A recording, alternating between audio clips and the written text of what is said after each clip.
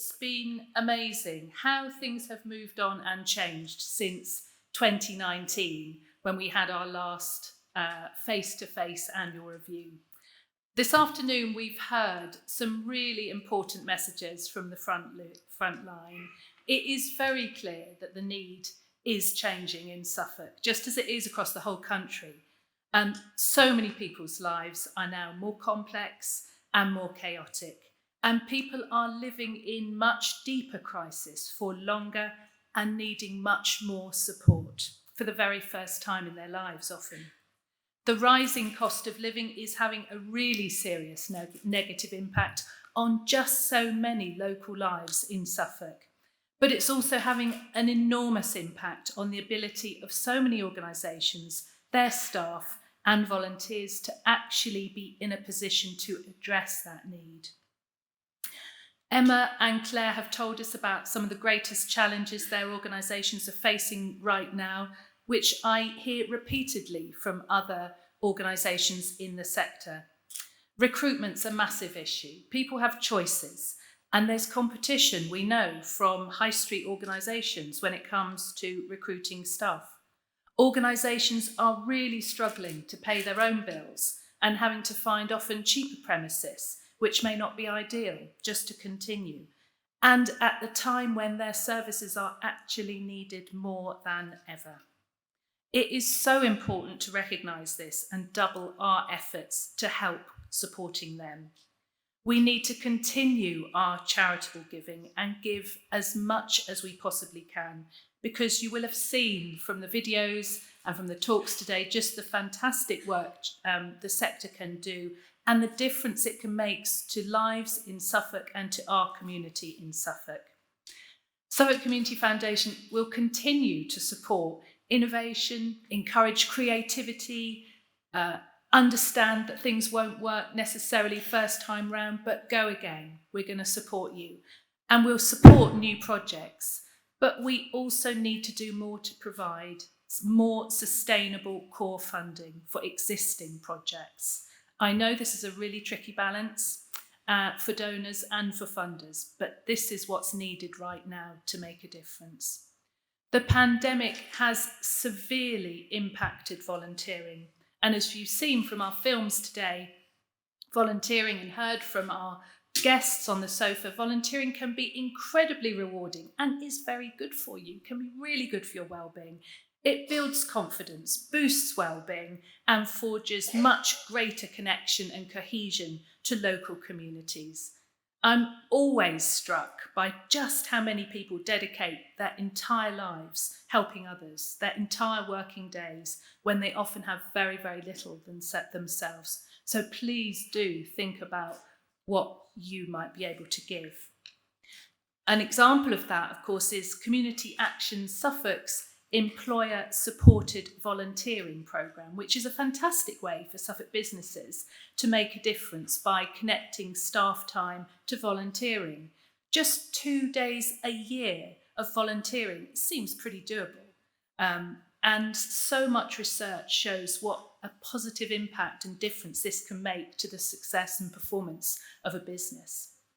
Volunteering is going to be pretty central in King Charles's coronation weekend of celebrations later in May with the Big Help Out.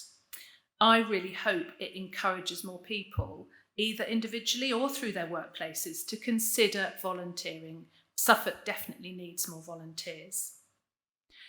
So over the past few months, since taking on the leadership of the foundation, the project that I've been really closely involved with is our Surviving Winter Appeal. Thank you to our partners, to Citizens Advice Ipswich and to the local councils in Suffolk's Warm Homes, Healthy People programme. You've been absolutely brilliant again. And as well as helping heat people's homes, they all support people with debt counselling, reviewing energy tariffs, maximising people's benefits, providing grants for new boilers, heating systems, better insulation. I want to acknowledge as well Reach in Haverhill, the Ipswich Furniture Project and Gatehouse again in Bury St Edmunds for all you're doing in this programme, and the local district citizens' advisors as well, who have all been fundamental and key into our Surviving Winter appeal this year. George said at the start of the afternoon that we have seen a really big increase in the number of people living in poverty in Suffolk. The demand for help has gone up dramatically. Last year, we were giving Surviving Winter grants to heat homes on average of around £10,000 a week. That's what we were giving out directly into people's pockets.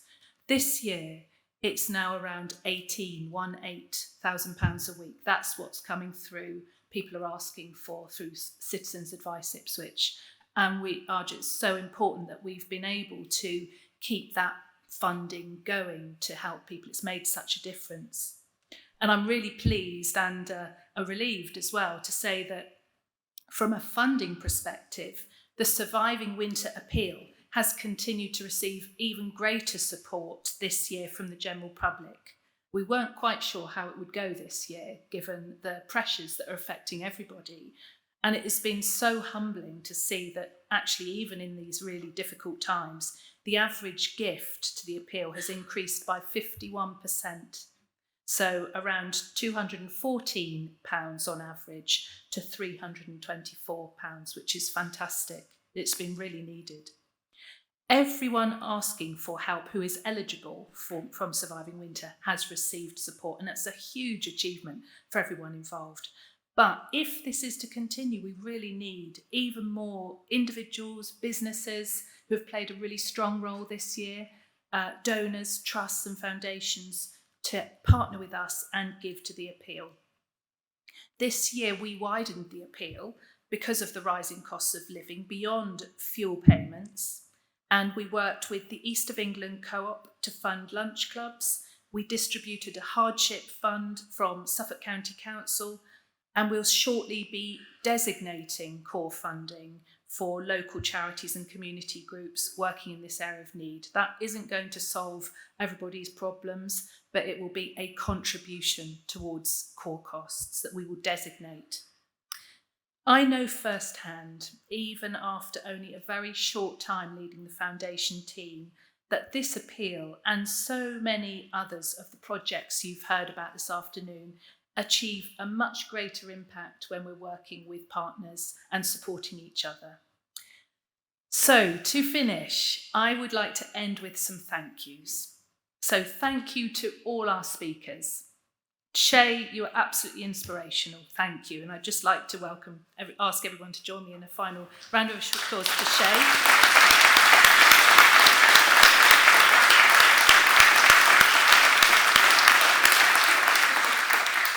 So important to hear from you today, and thank you for travelling down to London, from London to Suffolk. So relieved the trains all worked out. To my colleagues, to Emma from Access and Claire Stadden from Emmaus, thank you for joining me on the sofa. You're both brilliant and so great to be working alongside you here in Suffolk. You're doing fantastic work. And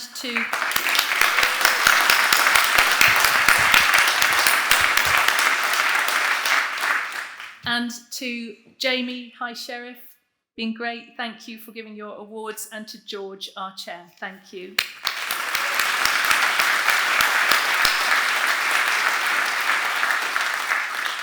Thank you to our sponsors, to Burkitt's, the East Anglian Daily Times, Suffolk Building Society and Rathbones. You're all long-term partners and supporters of our work. You are fund holders, appeal partners, storytellers. You understand what we do. So please, everybody, do take time to speak to them when you have a cup of tea. And a round of applause, please, for our sponsors.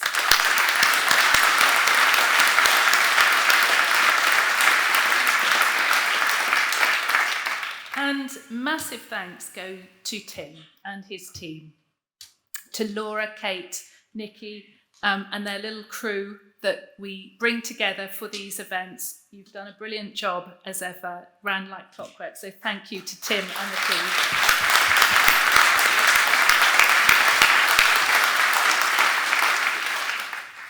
There's always so much work that goes into an event like this, but it's been fun over the last few weeks just watching it all in action. So the team are here with copies of our new annual report as you leave. Please do take one for yourself and one for your friends. Use it to introduce other people, please, to our work and people that might be able to help us. And finally, my heartfelt thanks go to all of you, our supporters, our partners, our donors, for joining us this afternoon. Please keep supporting Suffolk Community Foundation, and in doing so, helping local charities and communities in Suffolk. Thank you.